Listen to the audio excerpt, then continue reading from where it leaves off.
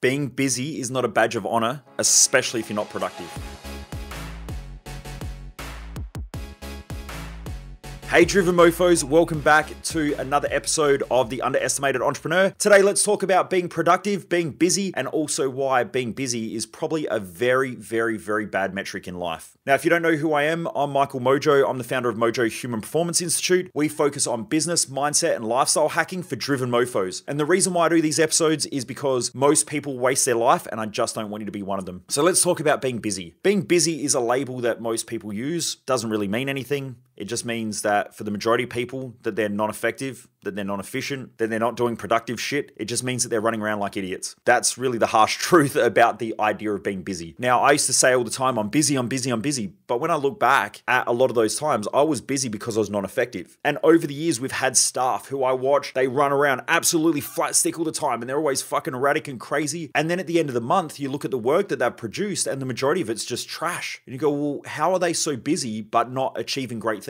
And they're measuring the wrong metric. And everything in life really can come down to measurements and metrics. Like, how do you measure things? How do you know if you're on track? How do you know if you're off track? And these are some of the questions that most people never really ask themselves. Let's just say you want to lose weight, but you never really have a metric to know whether you're losing weight. You don't know whether you're going up or going down because there's no measurement. You don't really know, and it's just based on opinion. So you might look in the mirror and go, I look like I've lost weight. But is it that the lighting's different? The shadows are different. How do you know that? I guess in some way, you could, but it's very subjective. And most people live their life in a very subjective way where they don't actually even know if they're doing well or not. And then eventually over time, they become angry, resentful, and bitter. And then they say things like, I feel like I'm wasting my life. Well, that's because you never really measured anything. You never checked in to know if you're on track, off track, or wrong in the fucking wrong direction. If you're running and you're running flat out, but you're running in the opposite direction of where you need to be going, all you're doing is just getting further and further behind by running faster. That's how a lot of people live because they don't really, first of all, they don't really know what they're trying to achieve in life. And this is the whole reason why I created Thrive Time, because I noticed that there are three things that normally stop most people from achieving great things in life. The first one is fulfillment. I meet the majority of business owners who are fucking miserable. They just don't even know it. And you listen to them and they bitch and they moan and they complain and they whinge and everything's too hard and oh fucking hell and they're going off all the time. This is like probably 99% of business owners that I have conversations with. And they just don't even know that they're miserable because it's so normal to them, and they hang out with other business owners that are also fucking miserable and they just think that that's normal. The first thing is fulfillment. The second thing is knowing what creates your drive. You've got to know the performance psychology techniques to make sure that you're driven in the right direction and know how to switch it on and switch it off. A lot of really driven people, what I find is they don't know how to switch it off. So they'll work flat out until they burn out, but when they burn out, they feel guilty, which isn't effective and efficient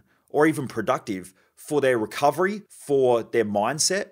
There's something called cortisol, which is a hormone. It's a stress hormone. That hormone, if it's elevated consistently, it can do brain damage. It can do organ damage. It changes our digestive system. So it changes the way blood flows from our digestive organs out to our peripheries. So we can start having more digestive issues. There's a whole bunch of things that can go on because you're in a flight or fight response. Now, for some people, they don't know how to switch on and off that drive. So that's the second pillar of that event. And then the third thing really comes down to the map of what they're trying to achieve. If you don't have clarity, that's the third pillar, is clarity. If you don't have clarity on the direction that you're going, you might have all the drive you want, but if you're going in the wrong direction, you're in deep shit. And a lot of people in life don't even know where they're driving towards. They're like, I'm just going flat out. This brings us back to the topic of most people are busy in life, but they don't even know why they're busy. They don't know where they're going. They don't know what they're doing. They don't know if they're being effective or not. And so eventually one day when they check in, they go, fuck, I've wasted 30 years of my life, or I've wasted 20 years, or I feel like I haven't achieved the things that I want. Yet when you speak to those people, they'll say, I'm so busy. I've got so much stuff going on. Well, that's everybody. Everybody has that. My mum's a perfect example. She works for the government. She has long weekends, public holidays, sick days, COVID days, all these fucking days off that, I don't know, it seems like people in the government tend to have off. No offense if you're listening and you work for the government, because I'm sure there's some people that work pretty hard and pretty productive. But when it's compared to business owners who their whole life, everything they do is on the line consistently, and you're responsible for thousands of employees or hundreds of employees or even tens of employees, even one employee is a huge responsibility because you're essentially feeding those people's children or their families. I take that very seriously as a business owner. Like, the thing that used to freak me out when we had a fair few staff was that when it would come to Christmas time and I would know that we would have 2 weeks or 3 weeks or 4 weeks where we wouldn't earn any money in the door of the business. That was a lot of pressure, especially I know that if, let's just say we've got 20 staff, those 20 staff all have, well, the majority of them have families, they have kids, they need to buy presents for their nieces and nephews and all those things. That's a huge responsibility responsibility. Coming back to talking about being busy and being productive, I would watch people like my mum who would go, I'm so busy, I'm so busy. But when I would look at it, she'd knock off work at Friday afternoon and she'd, be able to have the weekends off and all of that. But even in her mind, she was busy. Then I've got other friends who they work 7 days a week. They work 15 hours a day, every day, and they're just flat stick as well. You speak to them, they go, I'm busy. Then I speak to some of my friends who are like semi sort of employed and whatever, and they're sort of drifting out of work and they'll work for a couple of days here and a couple of days there. And you speak to them, they go, I'm really busy. So is busy a good metric for life? And I don't think that it is,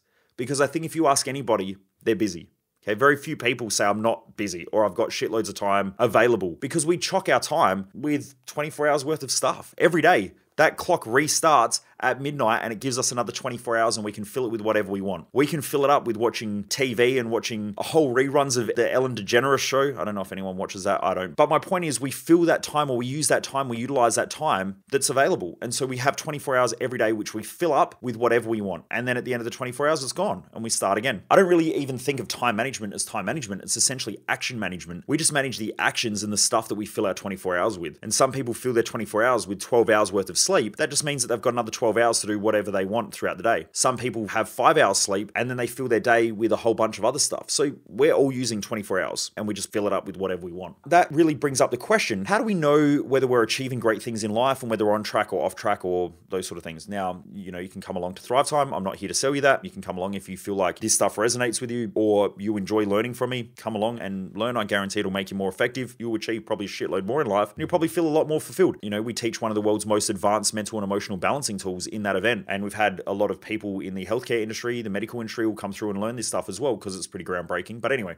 we need to start asking, instead of being busy, we need to be talking about productivity. And are we being productive? Are we being effective? Now, I always say effectiveness over efficiency, because efficiency is doing the right thing well, whereas effective is doing the right thing in the first place. Now, a lot of people are busy, but they're not doing the right things. And when I say the right things, the things that produce the outcome that they want. Now, if you're unclear on the outcome that you're trying to achieve, that also means that you're normally unclear on the tasks that you need to do or the things that you need to do in order to achieve that outcome. And you'll also be unclear on how you measure it. If you don't have a measurement, how do you know if you're on track or off track? And most people just don't measure shit in their own life. Like they'll go, I want to lose weight, but how do you know, what's the measurement on that? Now, some people, and I used to have this when I was a personal trainer, where someone would come in and they would say, I want to lose weight for my wedding. And I go, well, why is weight important? And we'd get into it and they go, well, I need to fit into this size dress. So the measurement was actually the dress size, not the weight on the scale. Now, if you start to measure somebody on the weight scale, then they're going to freak out when they start exercising and their weight might increase because they start putting on more muscle mass and they're not burning enough fat yet. So that can happen. And then so they start to become disheartened or discouraged from exercise because they feel like the weight's going up. It doesn't matter. The weight doesn't matter. If you're a professional boxer and you've got to step on a scale and you have to be under a certain weight to fight, then the scale is important. But the measurement, getting the measurement right is really important. Like if you're looking at business growth and you're looking at customer acquisition in your business, and then all of a sudden you start looking at the bank account and you go, well, really, we want to have mass customer acquisition. And then all of a sudden, everyone's looking at the finances and you go, well, the finances are really important. Well, do you want customer acquisition or do you want finance? Like, is it important to be profitable or is it important to bring on large amounts of people? Or do you need to have a bit of a mesh of both? Now, if you don't know that, you're just going to create chaos in the business because customer acquisition might cost a lot of money. And some businesses can run at a loss while they're trying to bring in customer acquisition, which is exactly what Uber did, from my understanding, is that, they spent a lot of money on making sure that they're grabbing a market share and pulling that market share in. And so they're spending a lot of money on that customer acquisition. Now, if they were worried about their profit margin at the same time, that could halt both growths. So it could halt customer acquisition, but it also might halt financial growth as well in the long term. So we really need to know, what are we trying to measure? Okay, we need to think about these things, because then we'll know whether we're being productive or non-productive. These are some things to think about. And I would do it in every area of life. How do you know that your family is going well? How do you know that your friendships are going well? How do you measure those? Like, is there a way that you can measure it? Maybe it's the amount of time that you spend with family. Maybe it's not. Maybe that's not a good check-in. For me, that doesn't work. I don't think there's a correlation between spending time with family and the quality of the relationship that you have with them. Sometimes I think distance makes the heart grow fonder. And so I enjoy chatting to my family, but I don't catch up with them a lot. Maybe I might once a month, maybe once every 6 weeks. In fact, my parents are now traveling around Australia. They won't be back for, I don't think, another 3 months, something like that. Now, I'll chat with them or send them a text message and just make sure that everything's okay, but I won't spend hours on the phone with them. That's not how I roll. So you want to make sure that what you're doing is productive. If you're training and exercising, how do you know that you're being productive with training and exercising? Are you doing it because you just enjoy it? That might just be to do it every day. If you're looking to lose weight, then what's the metric? If you're looking to lose centimeters, then what's the metric? How do you measure it? How do you know that you're on track? We could get into this for fucking hours on measurements and so on. But you just want to know whether you're being productive and ask those questions. Then that brings us to another question, which is when you're busy and you've got a whole bunch of stuff going on and you know that you're not being as productive as you could, then how do you start to get rid of those things? And for the business owners on here that are listening, or for the driven mofos that are really driven and you want to achieve a lot, there's a bit of a system that you need to think through. And the first thing is you want to know what are the things that produce the most value in your life and also the most value in your career or the most value in your business. Look at that first and then ask yourself how you can start to increase that value that you're producing or the output that you're producing. And so it means that you need to start to delegate some other things. But before you delegate or automate anything, the first thing that I recommend is to dump or get rid of shit, because most people do things that they think they need to do. I mean, the majority of stuff that people do, they don't need to do. They just do it because they keep doing it. Like, I meet a lot of business owners who are like, man, I got to go and clean the house. And I'm like, why are you cleaning your house? And they're like, well, because the house is fucking dirty. And I'm like, get a cleaner. And they go, yeah, but it costs money and blah, blah, blah. And I'm like, okay, so if you go out and you earn an extra $100 in the hour, then you can pay $30 per hour for a cleaner. That means that you have a positive gain of $70. Now, if you do that every week, over 100 weeks, there's $700 that you've made. The point that I'm trying to make is that if you look at that, you can start delegating responsibilities, but a lot of people get attached to doing things because they like the idea of being busy. They think that there's a correlation between busyness and productive. But like I said, if you're running in the wrong direction, it doesn't matter how hard you run, you're just getting further away from your goals. So you need to do an assessment of your life and really look at it. Now, I do this probably about every quarter where I go back through, I have a look at my week and I have a look at my month and I ask myself, what do I need to get rid of and dump? What do I just need to stop doing? Because it's not effective. It's not helping us to get to our goals. It's not helping us to move in the direction that we want. It's not helping me to fulfill my mission. There's probably a lot of shit that I do that I get rid of. Then from there, you dump those things.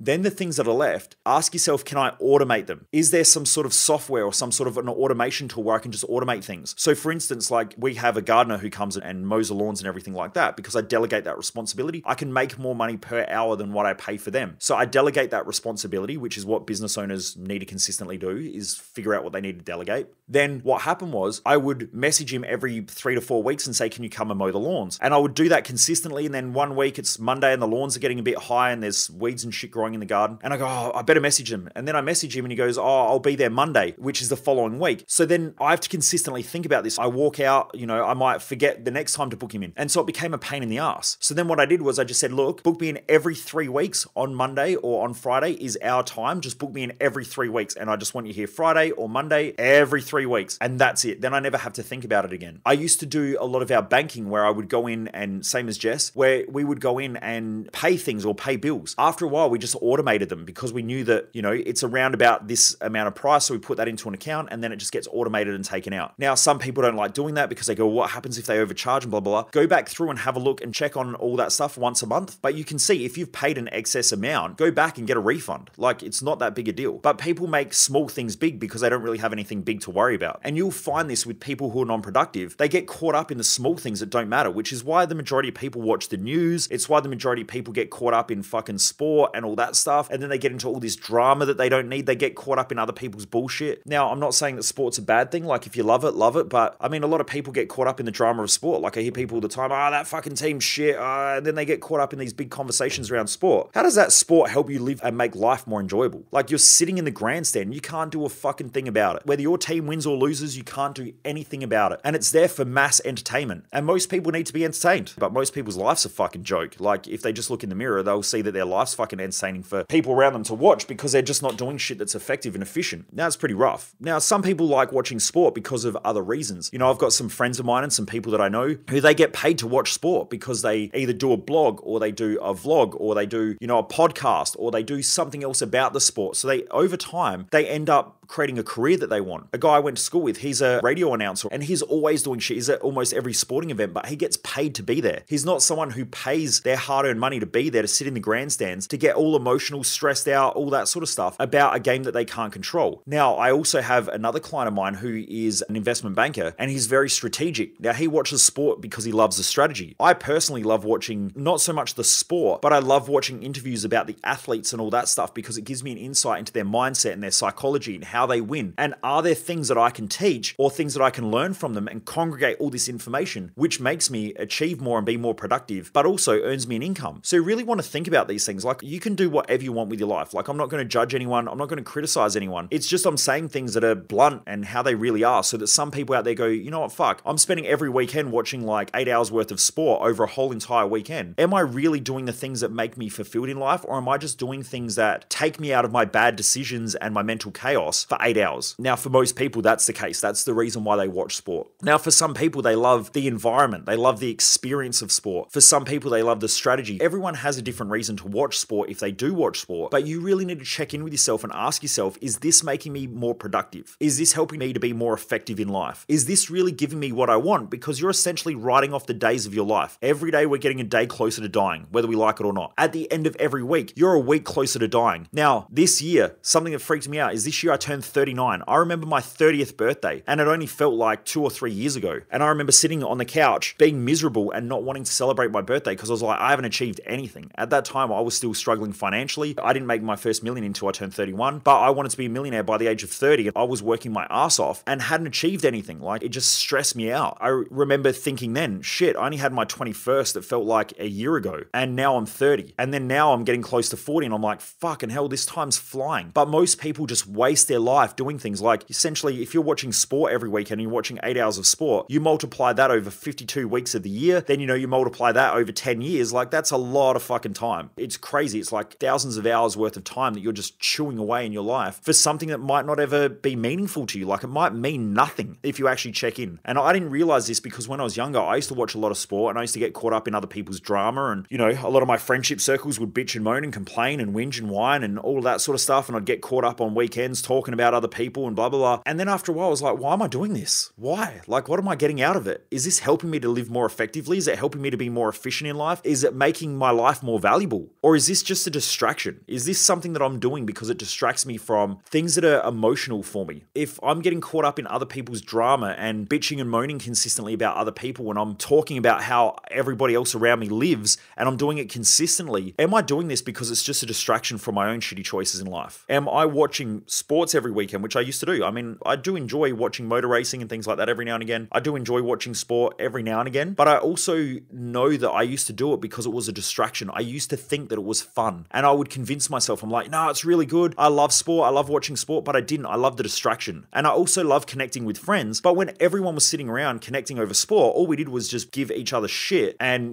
take the piss out of each other all the time. By the way, if you're listening from overseas, they're both expressions of having microaggressions towards your friends. It's very, very common in Australia. Now, is that the best choice? Like, are we better off switching off the TV and having a barbecue or something like that where we can all sit around and talk about our lives and help each other out? Like, is that a better use of our time and a better use of our friendships? And I found that it was. Like, I would much prefer to go out for dinner with some friends and have great, meaningful conversations than to sit there watching sport where we're just giving each other shit and talking crap and getting drunk. After that, it's like 3 days of non-effectiveness and I'm pissed off for a week because my team lost. Just things like that most people don't check in with. And it wasn't until I did that I went, oh, this isn't helping me to be productive and effective. So I just eliminated those things. But after we eliminate things in our lives, it's really important then to go back and have a look at what can we delegate. And when we delegate things, we want to think about the process of delegation. So a lot of people just think that if I hire someone, I can just give them stuff to do and they'll do it. But that's not really delegating. That's just essentially giving shit to other people and thinking that they're going to do it for you. And that can cause a lot of problems. I had this conversation with a team member yesterday and they said, yeah, but this person should just do the task. Like, that's what we employ them for. And I went, well, that's sort of true, but we've also done things in a way that if we just delegated them, they would do it in their way that they think is right, which might not be the way that we've done it, which works. So we want to delegate it and give them training and also help them to put a process in. Now, sometimes the way that I train staff is that I will go through and train them first, give them part of a process, and then say, what I want you to do is next week, after you go through everything and practice it, come back and I'll answer any questions, and then let's just have a look at how you're going. And then what I can do is I can see where there's gaps They can ask any questions and we improve over time. And then that process can get updated and tweaked, which they might be able to do a better job than what I did originally. But now they understand how we culturally do it. Sometimes especially when you're a small business, if you just give something to someone and say, here, you do it, you're hoping and praying that they do it better than you and that they understand I guess you could say the culture or the way that you've done it before that works. Now, there are some things that may not work and they'll improve upon those things, but you've just got to be careful with that. So delegation is a really important task that most people don't take seriously. And so we want to delegate. And then we also can have a look at how we can automate things. Like, can you automate certain tasks? So I know at 7 o'clock every morning, pretty much every morning, I wake up and I train between 7 and around 8:30 every morning. I normally just book it out in my calendar and I automate my calendar to do that. There are bank accounts or bank things that we got to pay. Now, those things I can just automate. The more I can automate things, the more I can eliminate things, the more I can delegate things, the more it opens up time for me to be more productive in the higher value tasks. So productiveness beats busy every time. Efficiency and effectiveness beats busy every time. So we really need to start to eliminate that busy idea and that mentality of grinding and hustling and working hard. Because a lot of the time, people who hustle don't get anywhere. They don't fucking achieve anything. And sometimes they do, but they'll do it in a short time period and then they fuck up everything because there's no process, there's no thought. Maybe they got lucky. Maybe they just worked flat out until they burnt out. I'm not sure, but you just want to check in with these things. Now, if you haven't already jumped across to any of our social media pages, please jump across to socials. I would love to know, is this episode helping you to be more effective, more efficient? Are these podcasts helping you at all? Please shoot me a message on any of my social media platforms. I would love to hear from you. And a massive thank you to everyone who's been subscribing to our podcast on the podcasting platforms, who have been subscribing to our YouTube channel. I know that I'm about to drop a heap of trainings online on the YouTube channel. So if you haven't jumped across yet, hit that subscribe button on YouTube. You can find the channel at Michael Mojo 00. Hit me up on socials. Let me know what you think. I would love to hear from you if these are helping. And a massive thank you also to people who are sharing the podcast with their friends and family and tagging me in it on socials as well. I really appreciate it. Now, the reason why I do these is because most people waste their life and I just don't want you to be one of them. And remember, never underestimate the dream. Stay driven, mofos. Peace out.